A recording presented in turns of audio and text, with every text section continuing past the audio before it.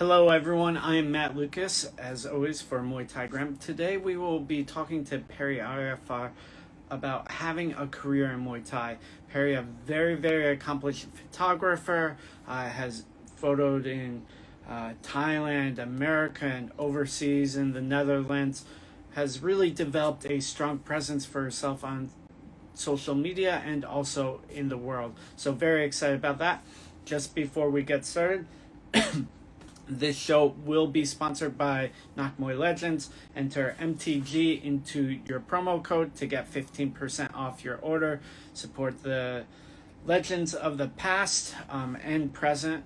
So I will also be turning on Badges, which is a new program for Instagram. You can basically send badges to people and give and get support that way. So let me just invite Perry. So I'm really excited to talk to. Greetings from Colombia. There is Perry. Hi, So Matt. I was just, hey, how are you? Good. I was just gonna say, like, I'm very excited to talk to you, especially because one of the big accomplishments you've had over the last year is during a pandemic, you were able to move from New York, your long-term residence, over to you're in Holland, right? Yeah, I'm in Amsterdam. Yeah. So that's a big move, and you've been able to successfully do it because of your career. So anyways, how are you doing, Perry?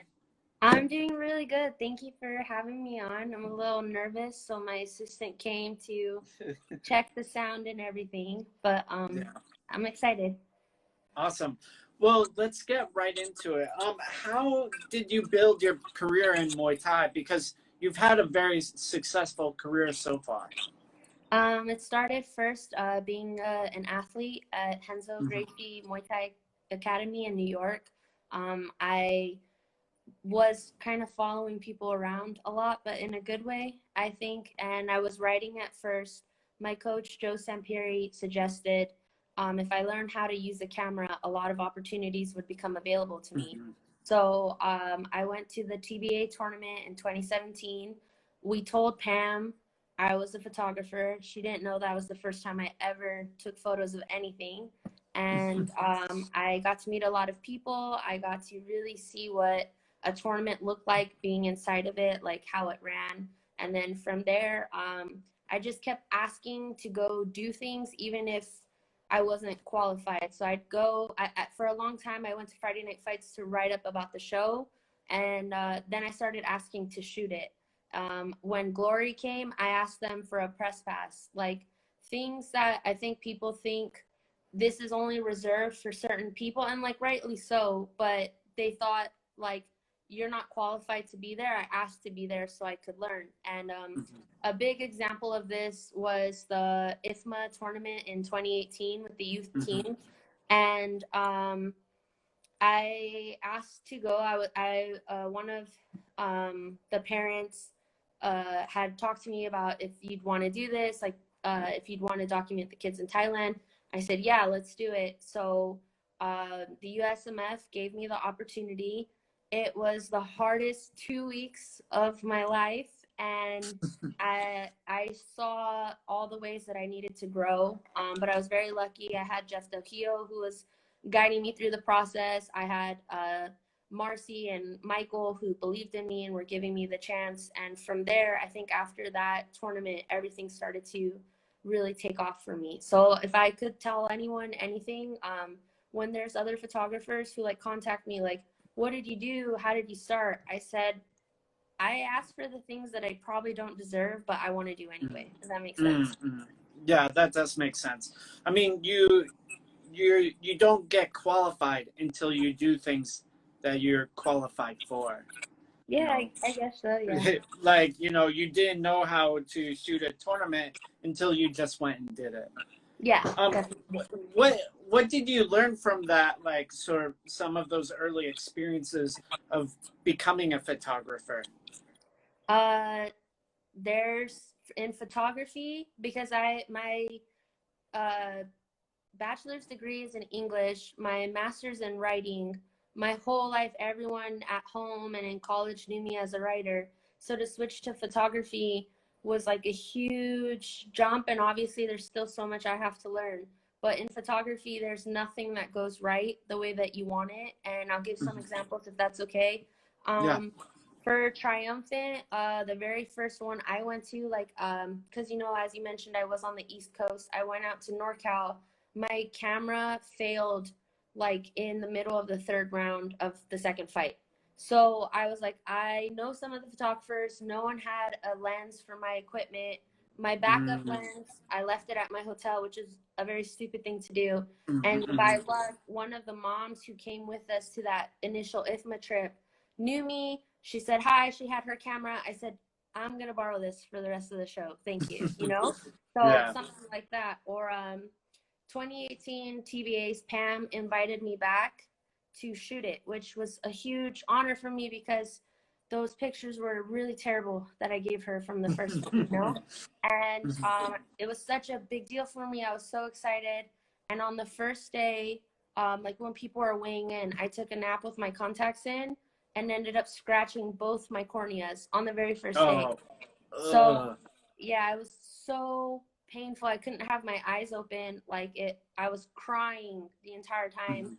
And my coach, Joe, took me aside and he's like, you have two options. Either you hang out in the hotel, you feel sorry for yourself, you blow this big opportunity, or you suck it up, you find every single way to get this done, and you do your best at it. And I shot 4 days of a tournament, barely was, was pretty much blind, hoping I got something good. And I actually got these really amazing moments that I'm very proud of. Like, for example, Jackie Bouton, when she won, Brian Popejoy picked her up and swung her around. Or my friends at Short North Muay Thai in Ohio, one of the coaches, she like grabbed her fighter, was crying, like holding her in the ring. Those are very important moments to me that I'm so grateful I got. So everything can go wrong and you just have to do your best and push through. Like, nothing's ever perfect in these situations. Yeah, definitely. And, one of the hard things for sure is also, just building your career as well. There's not that many professional Muay Thai photographers. Most of the photographers veer into MMA or other sports. What has it been like, to build your career as a photographer in the sport? I think I've been very lucky because so many of those same photographers or even journalists have been very kind and generous to me with their time. So I can ask them for advice. I can learn from their mistakes. They kind of point me in the right direction for the most part. So I want to be that person for people who contact me. As far as having a career, it's really difficult. Like, it's not something I make any money off of it. I have the tattoo for the love of Muay Thai on my hand, and it's really for the love of the sport, as I'm sure like, Yeah. you do it because you love it, and then you work like 4 other jobs to kind of pay the bills. Yeah. I mean, that's it's interesting that you say that because, I definitely agree with you. There has to be a passion for it. Otherwise the work suffers. But I also see myself, at least, that there's becoming more opportunities for people like us, especially when we put ourselves out there more, when we sort of act in more professional ways. What do you think? Do you think like that there's more opportunities and more career growth for people, or do you think that is not necessarily true? No, I definitely agree, especially with the sport growing, Muay Thai just being recognized as an Olympic sport, the World Games coming next year. There's definitely a lot of growth, opportunity, things coming up. Luckily, some promoters are making more money, some coaches are making more money, and they're giving that money back to like the creatives who help, document and highlight the community. So there's definitely growth and definitely things that are coming. Is just, for now, there's still a lot of hustle that has to be done. Yeah, I mean, that's how it's going to be, I think, for a while as well. But where I think people like us are at a real advantage is we're at the forefront. we're still in the pioneer stage of it, and there's plenty of room for other photographers still and other social media creatives to grow their career in the sport. Most definitely. And I think even, for example, you giving me this platform is a good way that we can Mm-hmm. help each other, grow each other. I was speaking to Angela Chang this morning, who does the Muay Ying, Mm-hmm. and we were talking about, especially as women, it's so important that other women, recognize each other, help grow each Mm-hmm. other up. As I am part of the USMF GEC, which is the Gender Equality Commission, and that's something we are working really hard on, finding women within the sport or people who don't get so much recognition, male or Mm-hmm. female, and giving them a little bit of a platform so that they can have their voice heard. And when we have a lot of voices as a sport, we become louder, if that makes sense. Mm-hmm. Yeah, that's a great point and analogy. So going maybe back to a little bit of the technical aspects, what sort of technical skills do you think you learned or that you need to have a career as a photographer in this sport? So I want to quote something that Anthony Gathers told me, and Anthony is a supremely great photographer, and was featured in the Times, has shot for the UFC, has done a lot of amazing work. And I contacted him at the very beginning when I didn't know anything, and he said to me, "You can have the best camera, you can have like years of schooling, but if you don't have the eye for it, you're gonna have a really hard time." So I guess the technical thing that I've been developing over the years is my eye. And as especially we are both within the sport, we're both athletes. You've fought and I have Mm-hmm. eaten while you fought. So you know the little things to look for, like when a coach and a fighter, that moment of prayer before they enter the ring, how important that is. Or Mm-hmm. at Friday night fights, I saw a lot of the same fighters again. So I knew who their girlfriends were, I knew who their moms were, and I would keep an eye for them in the crowd. So if they won or they lost, I knew they were going to go over and I could get that moment. Mm-hmm. So I know like timing and all that is super important, but I think the most important thing for any photographer or videographer in the sport is just having the eye. Like, what's the story you're trying to tell with the picture? There's a lot of really great action photos. Like Rob Cox is someone that is one of my favorites, who takes great photos within the ring. Taram is another one. So Tareem, yeah, Tar, sorry. Tar. Yeah, it's okay. Yeah, so they're really, really great at what they do. And I realized I don't want to be someone who takes really great action photos. I want to be someone that, years later, you still have this emotional photo. And I was the Mm-hmm. one that took that. Yeah. Yeah, I mean, I definitely think that there's a couple of good points in there. You said you need an eye for it, but also it sounds like something that you develop in time as well. You sort of the fighters, what's going to happen a bit better, so you're almost able to anticipate those moments. Yeah, Um, exactly. and I think those moments is what you're really good at capturing. Some people are good at like, capturing, action shots like Rob or, Tareem Press. Like I'm a bit better at just documenting. You do a bit more, emotional content. So everyone has like an ability or their own style and eye as well. Um, Shifting gears a little, you've moved to Amsterdam. I'm Yes. very excited about that. I hope you are too.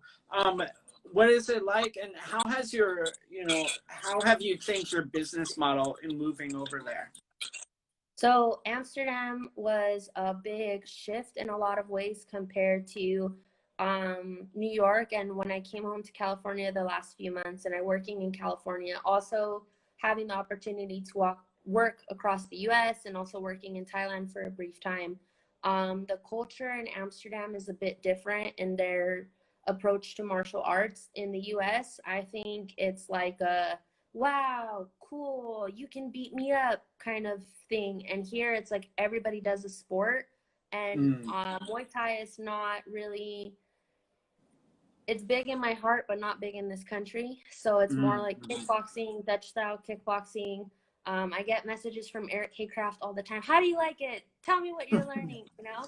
So, yeah, it's just a very different approach. In the US, it's like very like sensationalized, and here it's just, oh, that's something you do. That's cool. There's so many legends walking around. People don't bat an eye. I see Andre Monarch everywhere, and no one's like hounding him like a celebrity, you know? He's a normal person. So as far as like business model in the US, I think what I was able to do was kind of take that, oh, this is very cool and different, and people are interested to learn more. Let's come up with a campaign or something that makes it stand out a little bit. Here, it's a little bit different, and I try to use that same thing that I've been doing, which is, as I said, the emotional aspect of the sport, because I want to say 99% of the fighters I've met here are men. I know a very small handful of female fighters. The females aren't getting documented as much, so I try to be that that opportunity for them.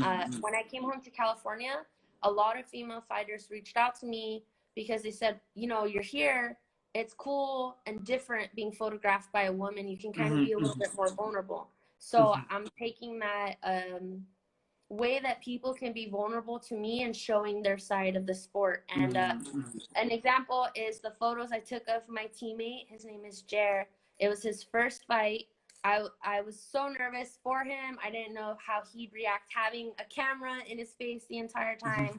And I feel so lucky I got to be there and show that he was nervous, and all the boys around him, and that, oh shit, I knocked this guy out, that surprise, and all the emotions that come with it, because our gym, it has a lot of really big pro MMA guys that you see them be these mean, tough champions. So it's nice to show, like, yeah, but you guys still get nervous, you know? Yeah. So. Awesome. Well, I'm glad that you're learning a lot and that you're really developing. Just wrapping things up, is there anything that you wanted to talk about that we didn't get a chance to talk about? We can talk about our book. Oh, that is a good point. So Perry and I are doing a history of American Muay Thai. Do you want to talk about it a little more, Perry?